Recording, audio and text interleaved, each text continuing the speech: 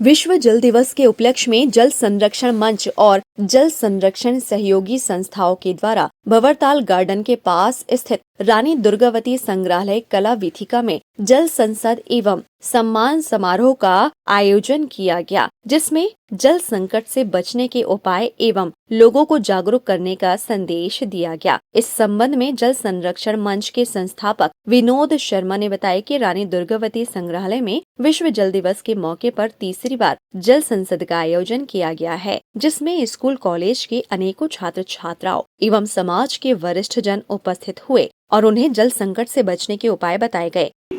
Climate में मतलब जल के साथ क्लाइमेट में व्यवहार में परिवर्तन आपके आज तरह से लेकर हम लोगों ने हाइजीन को लेकर काफी बातें तैयार की है और साथ में हम बच्चों को भारत एंड स्काउट गाइड के बच्चे उपस्थित हैं, खड़े हो जाएं। हेडक्वार्टर पचमढ़ी में जाकर ट्रेनिंग मिली है और ये के लिए जाते संरक्षण मंच और सहयोगी संस्थाओं के तत्वाधान में जल संसद का आयोजन किया गया। यह जबलपुर शहर में तीसरी जल संसद है।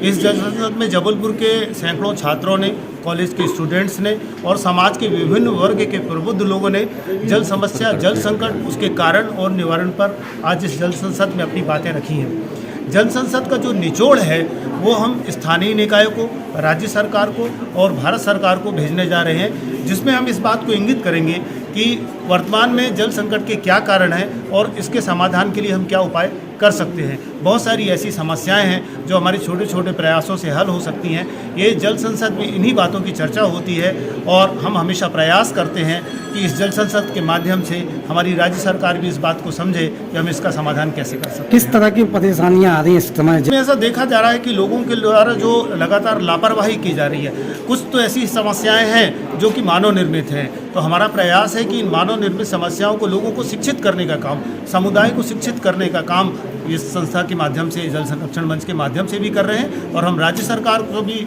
इस बात के लिए रेजोल्यूशन, आज हमने यहाँ पर 10 बिंदु का रेजोल्यूशन हमने पास किया है और वो रेजोल्यूशन हम प्रदेश सरकार को और केंद्र सरकार को भेजने जा रहे हैं। कार्यक्रम में शामिल हुई छात्रा कनिष्का दीक्षित ने बताया कि आज के समय में छोटे से लेकर बड़े लोगों को जल संरक्षण के संबंध में जागरूक करना बहुत जरूरी है, जिससे जल को भविष्य के लिए बचाया जा सके। कार्यक्रम में जल संरक्षण मंच के द्वारा शहर में पर्यावरण संरक्षण और समाज के लिए उत्कृष्ट कार्य कर रही विभिन्न सामाजिक संस्थाओं के पदाधिकारियों को सम्मानित भी किया गया। अभी तक हजारों बच्चों को विशेषण कर चुके हैं। मेरा नाम कनिष्का दीक्षित है। मैं small wonder senior secondary school से आई हूँ। आज यहाँ जल संरक्षण के मंच पे मुझे बोल के बहुत अच्छा लगा। सबसे ज़्यादा हमें सब, छोटे से लेके बड़े सभी को जागरूक करने की आवश्यकता है और सबसे ज़्यादा आवश्यकता अगर किसी को जागरूक करने की है तो वह है छोटे बच्चे, क्योंकि छोटे बच्चे हमारे देश की नींव है और यदि नींव ही कमज़ोर होगी तो उस पर आलीशान मकान नहीं बनाए जा सकते। और जल संरक्षण केवल इस मंच तक ही नहीं बल्कि हमें हर समय, हर वक्त पर जल को बचाना चाहिए।